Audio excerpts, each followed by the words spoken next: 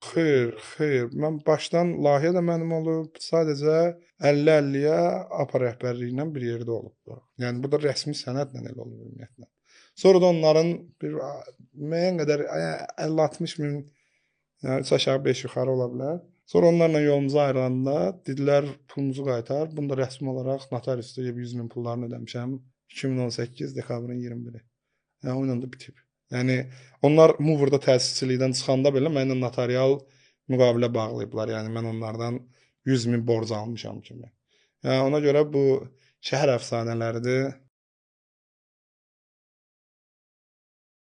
Son sözüm yoxdur. Müştərilərə əsas məsələ deyərdim ki, yəni kimsə baxırsa, onlar bir gün gec, bir gün tez, indi bəziləri deyir 1 il keçdi, il yarım keçdi.